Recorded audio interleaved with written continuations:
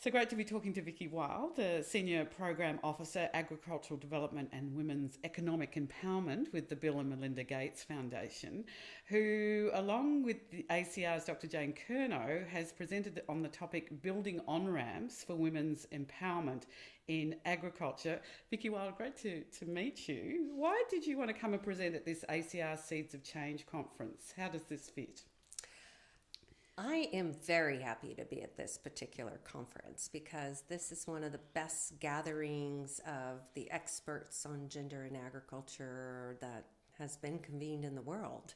A lot of them I can call my friends and colleagues. I've known their work for about a quarter of about over 25 years, and I'm a frequent consumer of their research and their evidence, and it influences also what we do at the Gates Foundation. The fact that this is called Seeds of Change, what do you make of that title? Because as you said, you know these people. Mm-hmm. These are people who are the most esteemed on the topic in the world, but it's still seeds? I would call it more than seeds. I think we're even more than seedlings. I think we've got some big forests and some high yields and some productive leaders and so on. I think there's so much work here to build on. And you see that as these conferences have evolved over the years. The research is getting more rigorous. It's addressing global evidence gaps. It's becoming more and more influential. The fact that ACR got us all together in one place at one time, though, is very powerful. Also, as donor to donor and other donors in the room as well, that we have an opportunity to synergize and to see what we can do collectively to build those on-ramps for women's empowerment in agriculture. Because, yes, your paper talked about building on-ramps, and what's an empowerment? What does an empowerment on-ramp look like? Well, first let me say why we need an on-ramp or mini on-ramps. And we need it because empowering women in agriculture is probably the most difficult sector to empower women. They are the poorest, they're the hardest to reach, they have the fewest assets. Our research is showing that their economic lives are lagging even as the agriculture sector improves in the countries where we focus. But we know too that when women have more income and more decision making over the benefits of that income, everyone benefits. The family, the community, the nation. It is a best bet for country growth. So why is there not improving on the same scale as we're seeing in agriculture? They're just not getting that share of the pie? Agriculture is work of last resort. What women really want and want for their children is to get out of farming. It's very hard work, and the returns on their labor are very low, especially because they tend not to have good access to the more lucrative opportunities. They're doing the lowest skilled work, the lowest value commodities. But for the short and medium term, poor women are going to still be counting on agriculture. We want to see them graduate out, but for the short and medium term, there are no decent options.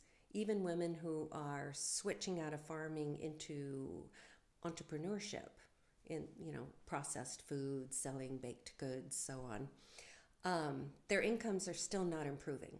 They're going from subsistence farming to subsistence enterprise, and that's it's not getting better.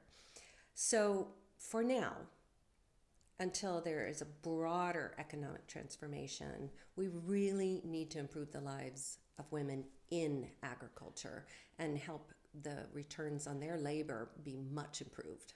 So back to that, you talked about why there was a need for on-ramps. Mm-hmm. Tell me about, what they look like, what we're talking about. How to build the on-ramps. Yeah. Well, we've decided that there are a few most promising levers. One is women's financial inclusion. They have to have their own accounts, and the digitization of banking is really quite transformative. And if women have digital access and can receive their payments, and the transparency and the confidentiality that that brings them is very, very important and can be transformative. That's one. The other one is women's market inclusion. We've got to link women's work with buyers and overcome all the social norm barriers and system barriers between the two, so that their incomes will grow and improve. Have you got an example of that connection being made with markets? Well, yes. One example I showed this morning was in Bihar, India, where we're focused on landless, very poor landless women whose only asset is a couple of goats, and yet those goats have a very high mortality rate. And by leveraging women's self-help groups and training women to deliver animal health care like vaccines and deworming and such, increasing the productivity of their goats. But also they found out by weighing the goats that goats they've been selling for just 500 rupees were actually worth 2,000 rupees. That's one, improving their knowledge and their information. But two, through the collective platform, they get a number of goats where they start attracting buyers. Selling a goat here and there is never going to attract a buyer, but when you're selling thousands, it becomes a different business. And the focus has to stay on smallholder farmers and small-scale livestock keepers. That's where you can make direct change. We think the evidence is quite clear from history, studying how countries over decades have improved the prosperity of their poor. We see that agriculture transformation is essential. If the lives of your smallholder farmers don't improve, it is hard to bring transformation to the country. I suppose we're impatient for change, but through the work that's being done, you do start to see generational change, and young girls and boys see the value of this kind of work. Absolutely. You do see improvements globally for gender equality. You do see improvements in women's health and girls' education. More girls are staying in school than before. But their economic lives are still lagging. And so this is where we've decided to focus. Can you tell me more about that focus? What message do you want to leave us with about, where the world is headed to? Yeah. Well, we've decided to get crisp about what we're driving for in each of our investments in agriculture development. And we're looking for two things, two kinds of change. The first is an increase in women's incomes, and the second is an increase in their decision-making over the benefits of that income. Because we know that when women do have more decision-making, that the nutrition of their children improves, the education of their children improves, and this breaks the intergenerational cycle of poverty. It really is your best bet. And I loved your banking example, which, seems just a really simple thing to do. But I guess work that enables access to that kind of technology. Yeah, it really is a game changer when women have their own accounts and can receive digital payments. But, as mobile bank accounts are increasing exponentially around the world, the gender gap is holding steady. Women still lag in accessing these accounts. And so in our investments, we are driving very intentionally to make sure that they each get their own account and receive payments. In one of my investments in India, where women used to sell their produce and maybe get paid in 6 months or whenever, and sometimes not paid what was promised. Instead, they're receiving on their own phone and in their own account payment within 3 days. And you can imagine that's change. How happy that makes them. That's change. You can imagine. This is really the perfect space for the Bill and Melinda Gates Foundation to be working in, isn't it?